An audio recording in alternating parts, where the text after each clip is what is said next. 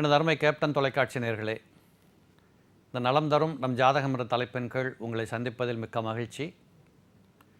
ஒரு குறிப்பிட்ட நட்சத்திரத்தின் குறிப்பிட்ட பாதத்தில் பிறந்த பிள்ளைகளை பற்றி, அது கல்வி காலமாக இருந்தாலும் சரி, அதற்கு பிற்பாடு திருமணம் செய்து கொள்ளக்கூடிய வயதுகள் வருகின்ற பருவங்களாக இருந்தாலும் சரி, இந்த நேரங்களில் எப்படிப்பட்ட திசைகள் நடக்கிறது, அது எப்படிப்பட்ட இடங்களில் இருந்தால் எப்படிப்பட்ட தூண்டுகோள்களை உருவாக்கும், அதை புரிந்து கொண்டு பிள்ளைகளிடம் எப்படியெல்லாம் பெற்றோர்கள் நடைமுறை பாவனைகளோடு நடந்து கொண்டால் வாழ்க்கை சிறப்பளிக்கும், மகிழ்ச்சியாக இருக்கும் என்று சொல்லுகின்ற விதத்திலே ஏராளமான செய்திகளை உங்களோடு பகிர்ந்து கொண்டு வருகிறேன். இதில் நேற்றைக்கு கூட விசாக நட்சத்திரத்தின் 2வது பாதத்தில் பிறந்த பிள்ளைகளுக்கு 2வது பகுதியை சொல்ல விரும்புகிற போது, இந்த சனி மகாதசை நடக்கக்கூடிய பகுதியில்தான் இந்த பிள்ளைகளுக்கு கல்வி கற்கக்கூடிய பருவ வயதுகள் வரும். ஒரு 29 வயசுக்குள்ளே இந்த பிள்ளைங்க படித்து முடித்து உத்தியோகத்துக்கு போகணும், இல்லை சொந்த பொழப்பை தேடி போகணும். அப்படிங்கிற போது இந்த சனி பகவானிடம் ஒரு விசேஷமான ஒரு செய்தி உண்டு. அந்த திசை நடக்கக்கூடிய நேரங்களிலே லக்னத்திற்கு 1, 4, 7, 10 போன்ற கேந்திர ஸ்தானங்களில் இவர் இருந்து விட்டாலும் கூட, எல்லாருமே வேலைக்கு தான் போகணும்னா எப்படி? சொந்த தொழிலுக்கும் 4 பேர் வரணும்ல, படித்த பசங்களுக்கு 4 பேருக்கு வேலை கொடுக்குற முதலாளிகளும் நாட்டில் தேவை தானே. ஆக இப்படிப்பட்ட ஒரு தனித்துவமான ஒரு முதலாளியை உருவாக்கக்கூடிய பங்கும் இந்த சனி பகவானிடம்தான் உண்டு. சில நேரங்களில் பார்த்திங்கன்னா, என் அனுபவத்திலே சொல்லுவேன், அப்பா ஒரு மிகப்பெரிய போலீஸ் அதிகாரியாக, ஐஏஎஸ் ஆஃபீஸராக, மருத்துவராக இப்படியெல்லாம் இருங்க. நிச்சயமாக அவங்க பிள்ளைங்களை நம்மளை மாதிரி அல்லது நம்மளை விட இன்னும் ஒரு படி சிறப்பாக இந்த குழந்தைகள் சாதிக்க வேண்டும் என்று நினைத்து படிக்க வைப்பார்கள். ஆனால் இந்த பிள்ளைகள் ஒரு வயது வருகிற வரைக்கும் பெற்றோர் சொல்கிற மாதிரிலாம் கேட்டுட்டு படிச்சுட்டு இருந்துட்டு, அதுக்கப்புறம் பார்த்தா உங்களை மாதிரிலாம் நான் வேலைக்கு போக முடியாது, அதெல்லாம் நமக்கு சரி வராது, யார் போய் 8 மணி நேரம் உட்காந்துருக்கிறது, நான் சொந்த தொழில் பண்ண போகிறேன், இப்படி என்று புறப்படுகிற பிள்ளைகளும் உண்டு. இதற்கு என்ன காரணம் என்று தெரிந்து கொண்டால், ஜாதகத்தில் இருக்கக்கூடிய இந்த சனி மகாதசை நடக்கக்கூடிய பிள்ளைகளுக்கு இந்த சனி பகவான் 1, 4, 7, 10 போன்ற கேந்திரங்களில் இருந்து விட்டால் நிச்சயமாக சுயமாக வாழ வேண்டும், சுதந்திரமாக வாழ வேண்டும், கௌரவத்தோடு வாழ வேண்டும், என்னை நம்பி 10 பேர் இருக்கணும், இப்படி என்று சொல்லுகின்ற உயர்ந்த சித்தாந்தத்தை கையில் தொடக்கூடிய பிள்ளைகளாக இருப்பாங்க. இதைத்தான் நான் என்ன சொல்கிறேன்னா, இப்படியெல்லாம் குழந்தைங்க இருந்தாங்கன்னா இவங்களை போய் நீ படித்து தான் ஆகணும், வேலைக்கு தான் போய் ஆகணும், எங்களுக்கெல்லாம் சொந்த தொழில் பிடிக்கல, நம்ம பரம்பரையிலே அப்படி யாரும் செஞ்சது கிடையாது, இப்படியெல்லாம் மல்லு கட்டினீங்கன்னா குடும்பத்தில் தேவையில்லாமல் ஒரு விரக்தி மனப்பான்மைக்கு உண்டான சூழல் உருவாகிவிடும். ஆக ஜாதகத்தை பார்க்குறதுல ஏதோ பயந்து போய் எல்லாம் நீங்கள் அங்கே போகணும் இங்கே போகணும் பயமுறுத்துவாங்கன்னெல்லாம் நீங்கள் பார்க்க தேவையில்லை.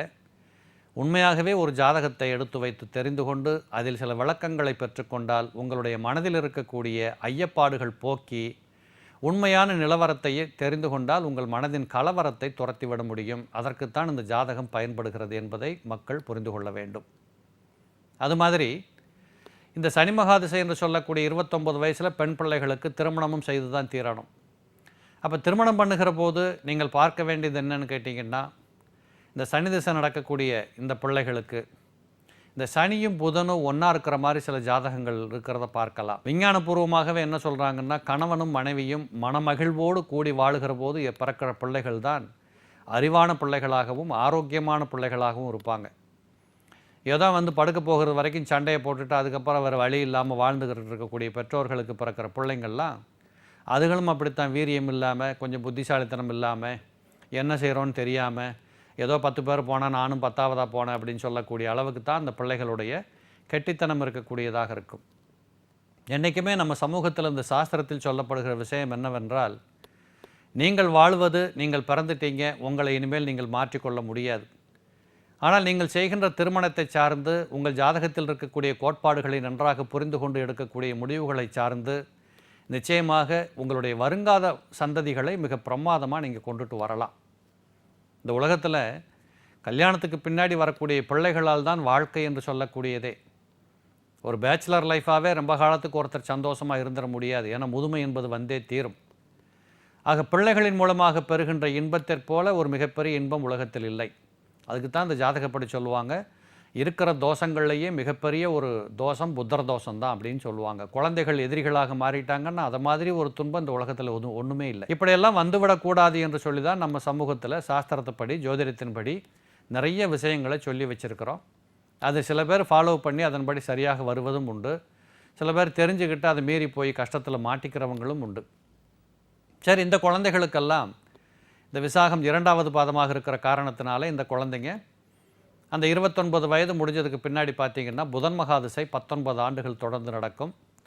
ஆக ஒரு 46 வயசு வரைக்கும் இந்த புதன் திசை நடக்கக்கூடியதாக இருக்கும். இந்த புதன் திசையை பொறுத்தளவு கூட பெரும்பாலும் பார்த்தீங்கன்னா ஜாதகத்தில் சூரியனும் புதனும் ஒன்றா தான் இருப்பாங்க. ஆக இந்த புதனை பொறுத்தளவு சனி பகவானோடு ராகுவோடு இப்படிப்பட்ட கிரக சேர்க்கை இல்லாமல் கேந்திர ஸ்தானங்களில் இருக்கும்படியாக இருந்தால் அல்லது திரிகோண ஸ்தானங்களிலே குரு பகவானோடு இணைந்திருந்தால் அல்லது வியாழ கிரகத்தின் பார்வையில் அந்த புத கிரகம் இருந்தால், சுக்கிரன் புதன் என்று சொல்லக்கூடிய சேர்க்கை பெற்றிருக்கும்படியாக புதன் இருந்தால், இப்படிப்பட்ட அமைப்புகளோடு இந்த புதன் கூறுகிற போது நிச்சயமாக அவர்களுக்கு ஒரு நல்ல வாழ்க்கையை அந்த வயதுகளிலே எவைகளெல்லாம் தேவை என்று அமைக்கப்படுகின்றதோ அந்த கோட்பாடுகளை முழுவதும் கொடுக்கக்கூடிய ஒரு காலமாக இந்த புதன் திசை 17 ஆண்டுகள் இந்த பிள்ளைகளுக்கு தொடர்ந்து கிடச்சிக்கிட்டு இருக்கக்கூடியதாக இருக்கும். ஏன்னா இந்த புதன் மகாதிசையை பொறுத்தளவு தான் வீடு மனை வாசல் யோகம். ஏன்னா அந்த பருவ வயசுன்னு ஒன்று இருக்குல்ல. இப்போ வீடு வாங்குறது 10 வயசில் வாங்க முடியாது, 20 வயசில் கூட வாங்குறது கஷ்டம். ஒரு நல்லபடியாக செட்டில்ட் ஆகிறதுக்கு ஒரு 40 வயசு ஆகணும் ஒரு ஆம்பளை பொறுத்தளவு. ஆக அந்த காலத்தில் இந்த புதன் திசை வருகிற காரணத்தால் இந்த புதன் மகாதிசை மிகப்பெரிய வாய்ப்புகளை கொடுக்கக்கூடியதாக இருக்கும். சொந்த தொழில் பண்ணக்கூடியவர்களுக்கு கூட நான் முன்னாடி சொன்ன மாதிரி காம்பினேஷனில் இந்த புதன் இருந்துருச்சுன்னா அதில் அவங்க மிகப்பெரிய செல்வாக்கு பெறக்கூடிய, பணம் பொருள் சேர்க்கக்கூடிய, மதிப்புமிக்க மக்களுக்கு மத்தியில் இவர்களும் இணைந்து கொண்டு வாழுகின்ற போக்குகளுக்கு உட்பட்டவர்களாக இப்படியெல்லாம் வாழ்க்கை என்பது மிகச் சிறப்பாக கிடைக்கும். நாம் நாளை நிகழ்ச்சியில் மீண்டும் சந்திப்போம். நன்றி, வணக்கம். ஜோதிடர் MS ராமலிங்கம் அவர்களை முன்பதிவுக்கு அழைக்க வேண்டிய தொலைபேசி எண்கள்: சென்னை 9841019369, 9444014581, பெங்களூர் 7760000430. பிரதி மாதம் முதல் சனி ஞாயிறு பெங்களூர் விஜயம், பிரதி மாதம் கோவை சேலம், பிரதி மாதம் ஒருமுறை கொழும்பு விஜயம்.